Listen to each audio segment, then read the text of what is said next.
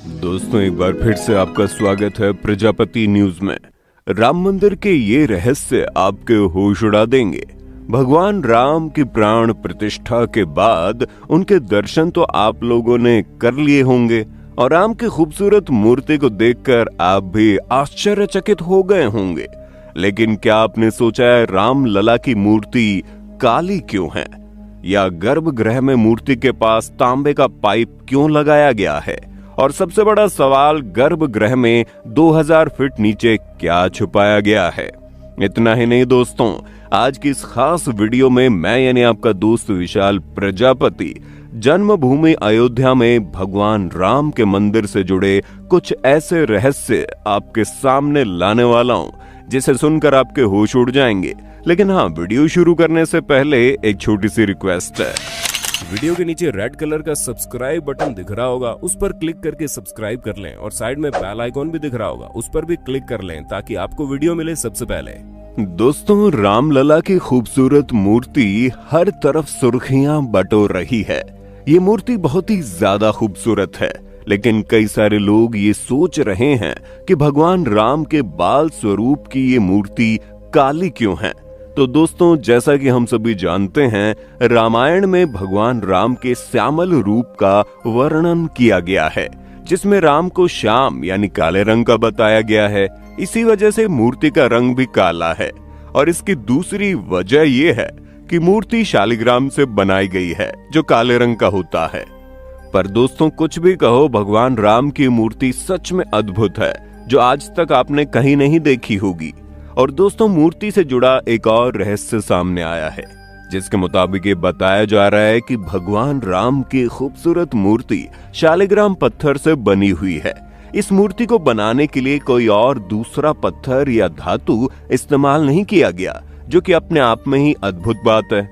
अगर हम तीसरे रहस्य की बात करें तो हर जगह ये बात चल रही है कि राम मंदिर में लोहा या स्टील वगैरह का इस्तेमाल नहीं किया गया।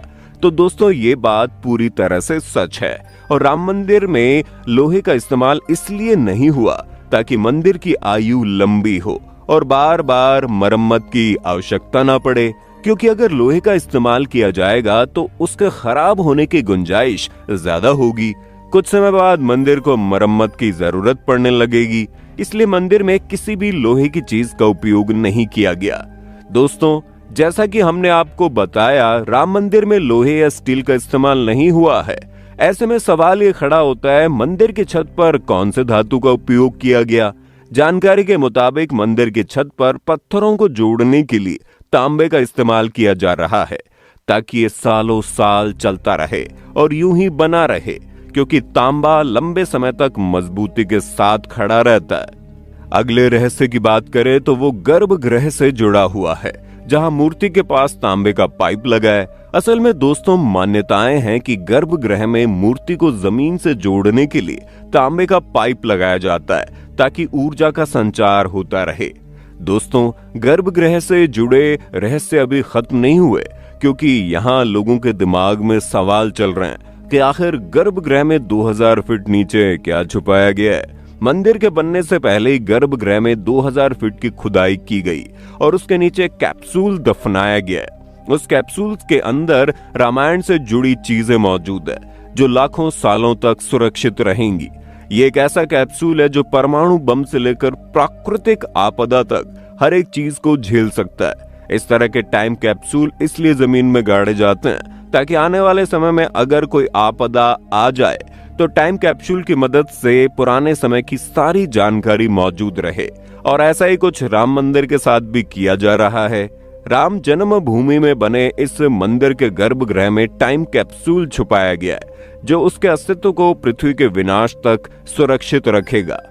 दोस्तों, राम मंदिर सालों साल चलता रहेगा, ये तो आप भी जान ही चुके हैं। लेकिन क्या आपको मालूम है कि सिर्फ राम मंदिर ही नहीं, बल्कि भगवान राम की मूर्ति भी इसी तरह सालों साल चमकती रहेगी, क्योंकि मूर्ति को जिस पत्थर से बनाया गया है, उस शालिग्राम पत्थर की चमक कभी फीकी नहीं पड़ती।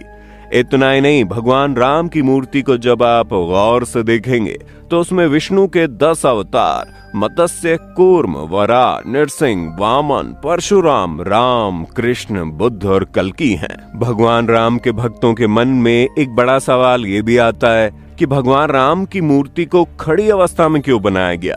तो दोस्तों, वैसे तो इसके कई कारण हैं, लेकिन सबसे बड़ा कारण यह है कि मूर्ति इसलिए खड़ी अवस्था में है ताकि राम मंदिर में आए भक्त दूर से अपने प्रभु के दर्शन कर पाएं। इसलिए मूर्ति इतनी विशालकाय खड़ी अवस्था में बनाई गई। दोस्तों, वैसे तो आप लोगों ने भगवान राम की शालिग्राम पत्थर से बनी मूर्ति को देखा भी होगा और उसकी प्रशंसा भी खूब की होगी, लेकिन क्या आपको मालूम है इस खूबसूरत मूर्ति को बनाने वाले शख्स का नाम क्या है?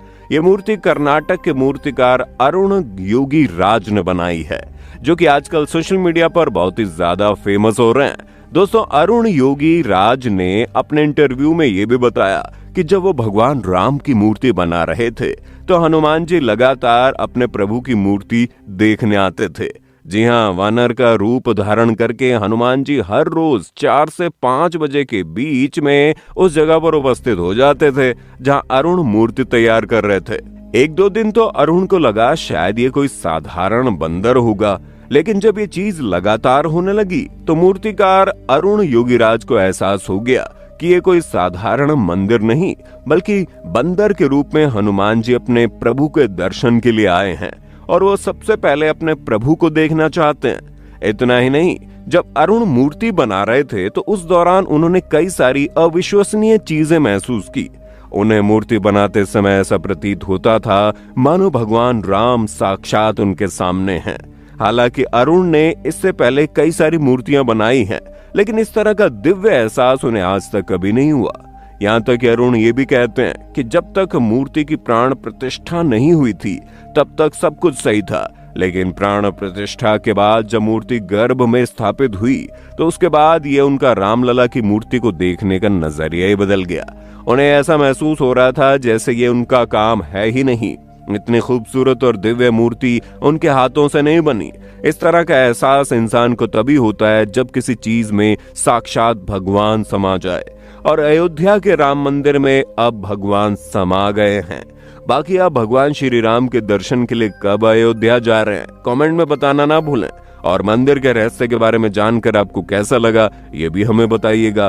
बाकी इसी तरह की वीडियोस को देखते रहने के लिए हमारे चैनल को यानी प्रजापति न्यूज को फटाफट लाइक, शेयर, सब्सक्राइब तो कर दो। हम फिर मिलेंगे नए वीडियो में, तब तक के लिए जय हिंद, जय भारत, जय श्री राम।